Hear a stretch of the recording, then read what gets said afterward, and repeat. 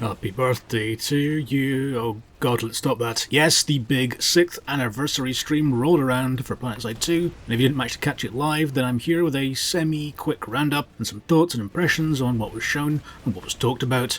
But first of all, if you haven't already done so, get in the game and use that free code. It's going to be limited time. 6 Gears PS2 is the code. It's on your screen now, and I'll put it in the description as well.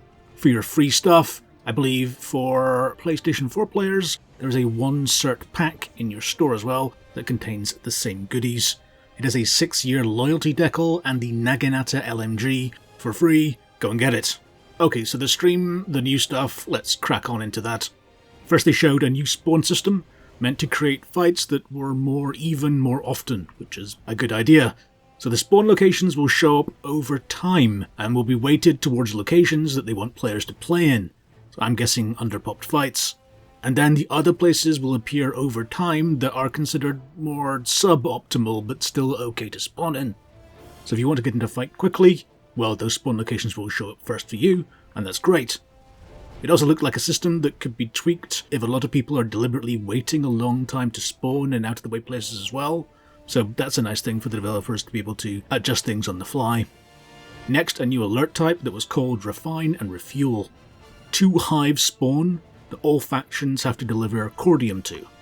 The hives have 4 possible locations, 1 towards each Empire spawn and 1 more central, but only 2 spawn at once. It doesn't matter who controls the hive location, so if you ninja your way in with your ant in a blaze of glory but still manage to deliver, then it all adds to your faction's score.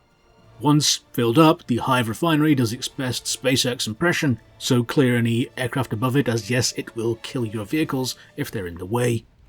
Oh great, so what do you get as like a reward? Like 1% faster cert gain or something? No, actually it's a quite intriguing idea they've gone with.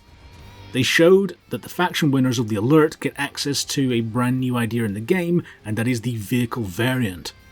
In this case it was the NS Wasp prototype. It had the ability to mine cordium while in flight, it had afterburners so it was a whole bunch faster, some anti-vehicle rocket pods as well, but it did give up its rumble seats to have all that cool stuff added. It's a really nice idea to have vehicle variants as rewards for actually winning alerts. They kinda hinted that we might see more of them in the future too. Certainly if they tied directives into those limited access vehicles, it adds more incentive to push for alert wins as well. And obviously all this means that the PS4 is getting ants added to their game too. Okay, big announcement number 1. DX11 is coming to Planetside 2. Yes, the days of DX9 will seem to be numbered as a more up-to-date gaming framework walks into town. The developers talked mainly about performance increases, which obviously is great, and also that the current DX9 version isn't properly utilising modern graphics hardware. He also mentioned knock-on improvements for things that they had to do while DX9 was the only option, so perhaps we might see an improvement to the fidelity of the game at some point too, though I'm pretty sure that parity with the current DX9 versions will be their priority. When is this happening? Well, it's aimed to be on the test server by the end of the year. It also has ripple-on advantages for PlayStation 4 performance, as they can use a newer API for our console brethren. The 4th faction is confirmed? Thinking face. Yes, they started talking about the old PS1 Black Ops, and if you remember that, then you've been playing this game for a while, but they're not going with that as the implementation. It'll be a separate character on a server, an NS robot. It's more of a floating faction character, more than a specific 4th faction. So you, as your robot character, will be dynamically added to the faction on that server with the lowest population. So this means if there's a big one-faction Zerg, people can choose to help out the battle and get cool fights for themselves without needing alt characters leveled up on the same server. This is clearly targeted at solo players who want to make an impact, as at the moment there's no way to guarantee that you'll get on the same faction as your buddies when you spawn your robot. These NS robots also only have access to pooled weapons, so none of the Empire-specific stuff. The robots themselves kind of felt reminiscent, to me at least, of some of the cool Titanfall 2 characters, which is a very good thing because those designs were great. The kicker to this cool idea is that it's going to be for Daybreak membership owners only, and you'll need to keep your membership alive to keep playing that character. I know it's difficult not to have a sort of, well, that's a massive shame as your initial impression, I don't know the financial position of the game. I mean, clearly it needs to make money to stay active and alive. It just looks like such a fun addition not to be in the hands of all the players, especially all the veteran players who just want great fights. If it does need to stay money-gated in that way, I'd at least like to see a one-off price option added at some point for people who just want to create one character on the server. That way people who don't want recurring costs can at least save up and buy access wholesale. If you want to check out those NS robots, they are on the test server today, so if you want to check them out, you can, of course, without membership.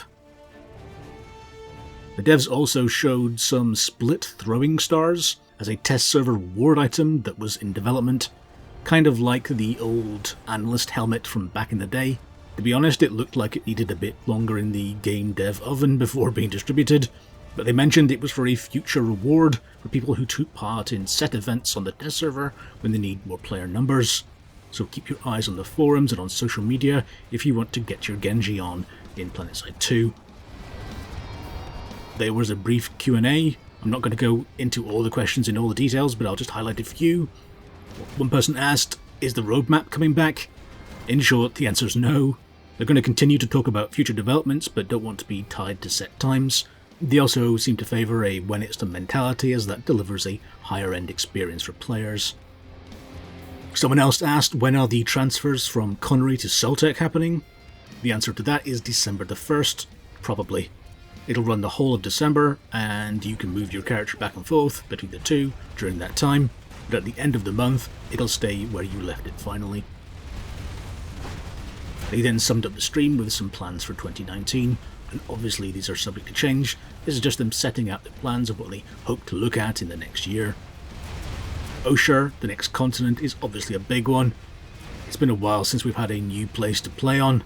They talked about getting Rel set up with a streaming machine where they can show more development, as currently that's not an option.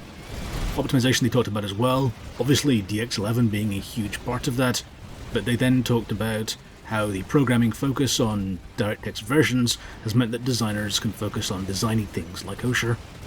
New player tutorials were talked about again. Yes, what a novel concept in a free-to-play game.